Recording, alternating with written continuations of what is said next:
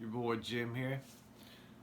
That sounded cliche. I didn't like that I just said your boy Jim, but I feel like probably a lot of YouTube videos begin with that, but I'm one to go off on tangents. So, as you saw in the title, Fear Inoculum review. As if there wasn't enough on YouTube for you to have watched maybe all of them. I realized after 13 years that you can wait for me to have a little coffee in between this review. Peps me up, gets me excited about Tool. I like to drink coffee before I listen to Tool because then when that Toolgasm hits, I go crazy. No. Yeah, I go a little crazy. Okay. A little coffee. So I'm not going to go and say all the facts about the album, blah, blah, blah, blah, blah, blah. Things you already know. Don't want to bore you. Just want to give you my take on the songs. Am I wrong? Am I right? All the typical reviewer questions that they ask their viewers. If you see the video, this is what I think of it. Real reason here is to talk about the songs. Okay, like I said, let's start with what I don't like or had hoped for more of Fear Inoculum. Number one, and I've heard a lot of people talk about this, is Maynard's vocals. Not the way he sounds specifically, but the inherently short verses and just choruses.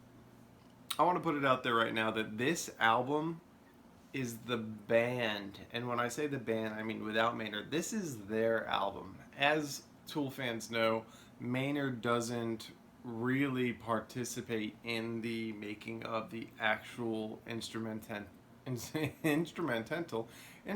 music. He finds it tedious. His songwriting is enough energy draining for him that he can't handle watching them because they're all very perfectionist. He just essentially gets the lyrics, or excuse me, that gets the music, and then puts lyrics to it, like he did with 10,000 Days. I read an article. Maynard said he was like, I didn't have time to really record the lyrics between all his duties at the winery. He was like, I'd go out, work with a forklift, or go in the basement, do whatever was involved in winemaking, and then like there was a guy at his house just pretty much sat there waiting for when Maynard was like, okay, I'm ready to do some stuff, and Maynard would go in and record some lyrics or write down some vocal something, and then eventually came out with the album. But Maynard said specifically, he's like, the luxury of time is something I didn't have. I'm like, bro, 13 years? I know the album was written in 3 years, but Maynard, you had time, man. You had time. So let's start with Fear Inoculum. It kicks in with I'm not going to go into every detail of the song, but it kicks in with like sort of like that cello-y synthesizer thing that really sort of, that got me into the mood, sort of set the mood. Not like Vicarious with 10,000 Days where he hit hard. It's my favorite song off that album. But Fear Inoculum, you read the lyrics,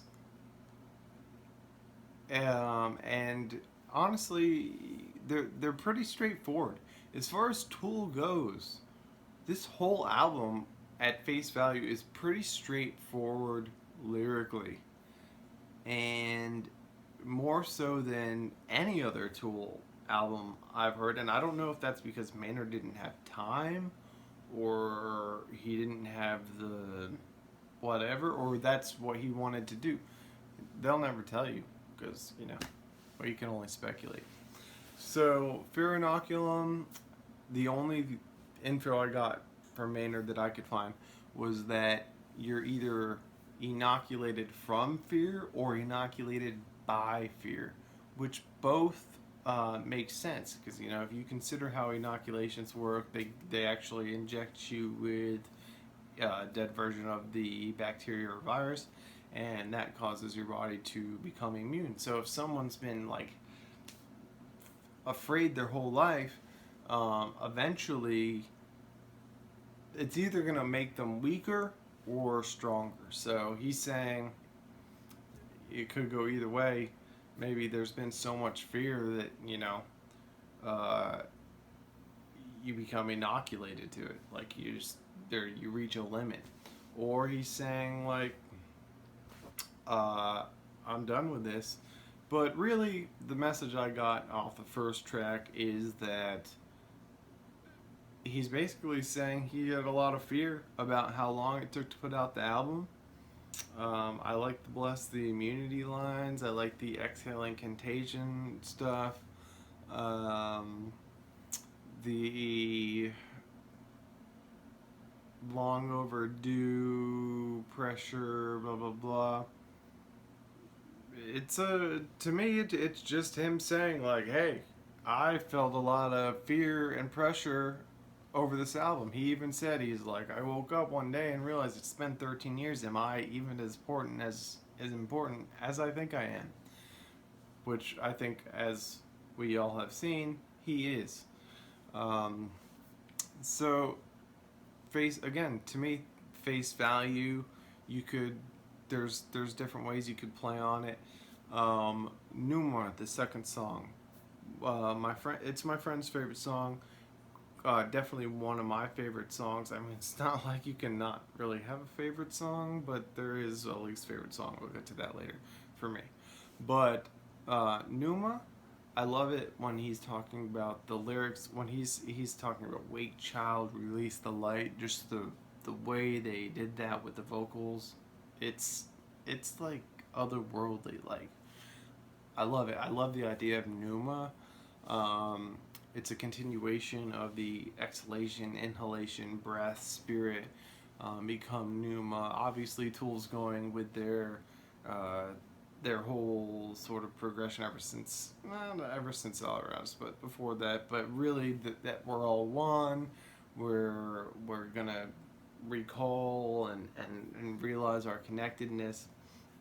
So, um, I'm not going to talk about the music because it's Tool music. I mean, some of the payoffs take a little long. You all know these are really long songs, 10 minutes plus, but some of them, man, the best Toolgasms. And if you're a Tool fan, you know what a Toolgasm is. If not, you probably can figure it out if you're a relatively intelligent person. Um, so, Numa, fantastic. The little interlude, what is that? I have to look. It's got it on my computer. It's something about like literary contre la pure. I tend to skip over shit like that.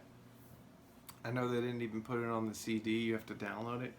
I listen to it if I'm in a dark room and I'm gonna do a whole album listen. But other than that, if I'm just like wanting to listen to songs, I'm like, I don't want to hear this. So I'll skip over that. Uh, for Invincible, Invincible is my favorite song. At first, it will change. I've already listened to it too much. I'm terrified that I'm gonna make it dull to me or tedious.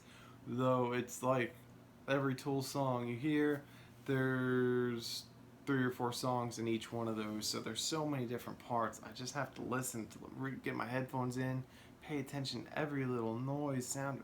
There's so much complexity. But Invincible, I kind of was like, holy shit.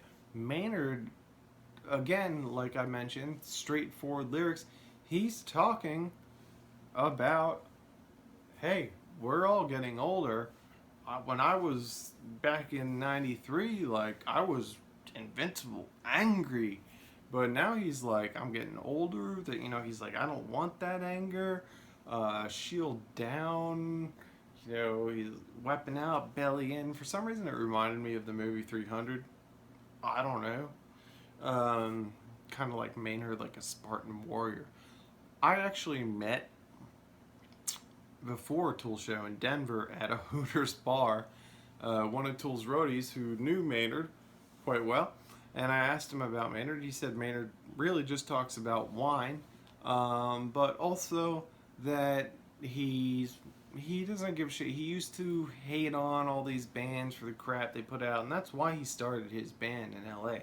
But he realized now, and it's something you realize as you grow older, I think, that if you like a song on the radio and you hear it, if it's by an artist you don't like or they have ghostwriters or whatever, but if it's like poppy song and you like the pop of it, makes you feel good, you can listen to it, you know?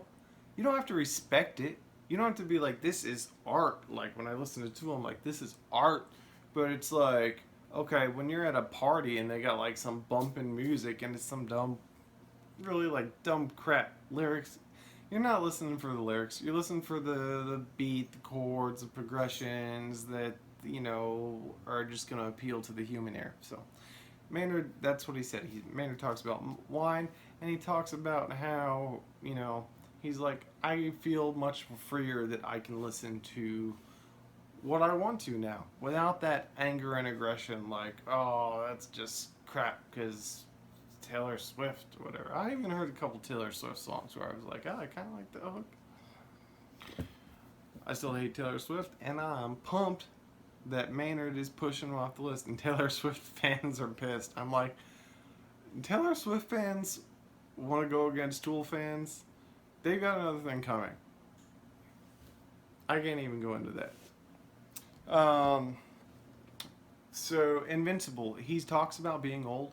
He talks about, you know, obviously, the weapon out in Belly Inn was invincible. Now the armor's wearing thin. I don't really even see how you can take it for any other more. Great song, great riffs. Some of my favorite riffs by Adam towards the end. It's awesome. I think it was voted #1 song by a lot of people. So Invincible, awesome stuff. Let's see, Legion Inoculant. I noticed he said bless this immunity in that, which is a line from Fear Inoculum, so not too sure what's going on with that. Gotta pay more attention to Legion Inoculant. Descending. This is the track I was talking about. Don't want to say my least favorite track because I could not say, well, I could say least favorite because it's still, you know, it's still going to be my favorite. But Descending is the song that I'm having the hardest time getting into. It's a 13-minute long song. Every time I try to listen to it, I something gets distracted, or I don't know. It's the hardest one for me. And it's one where the lyrics, because I love lyrics, are highly important to me. It's one where I read the lyrics and I mean, again, at face value, he's talking about like, hey, do you see how messed up society is? And well, I guess bands have been talking about this since the 60s. Okay, so the video got cut off while I was talking about Descending, so you might have noticed some changes like this, and I might be wearing the same shirt. That happens occasionally. Laundry is not my favorite thing.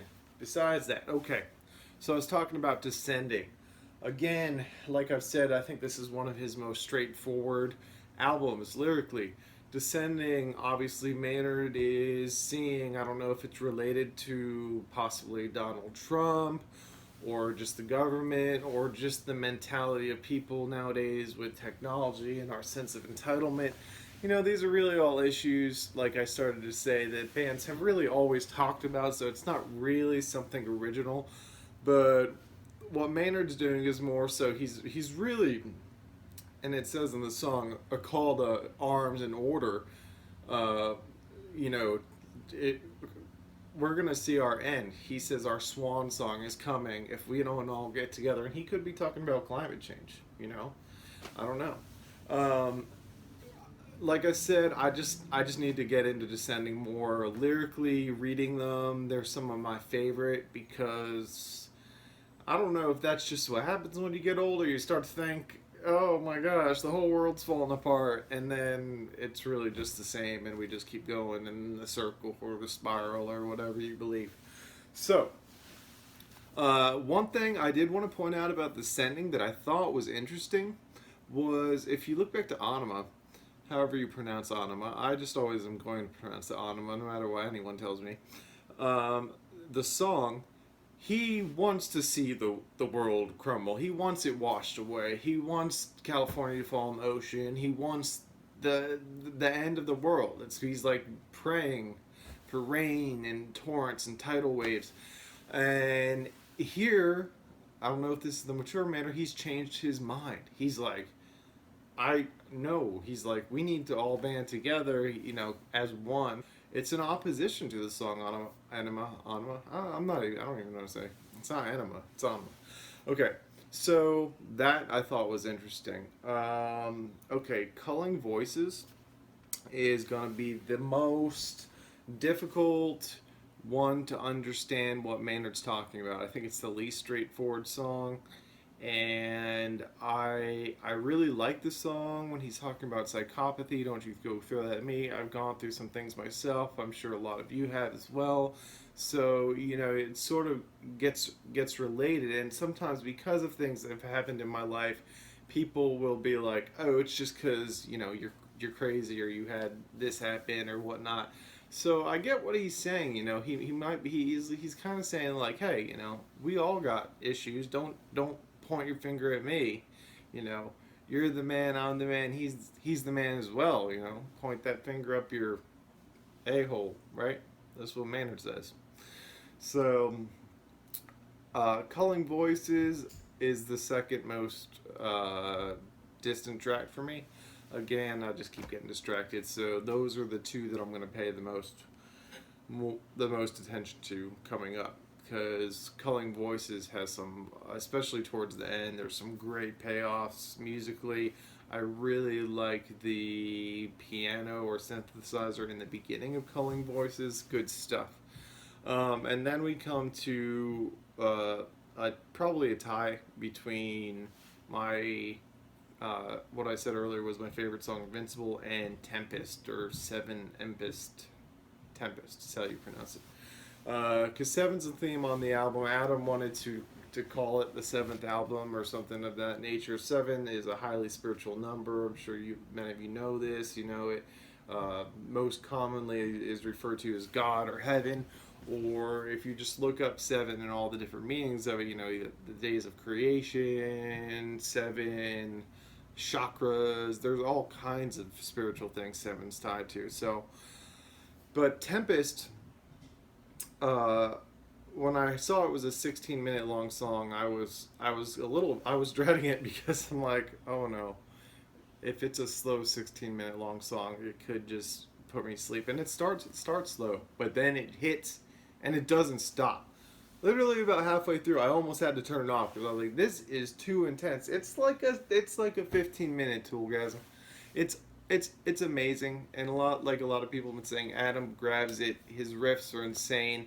Um, you see guitars behind me. I do play guitar. I mess around, but technically, I don't know jack about things related. I have no formal training.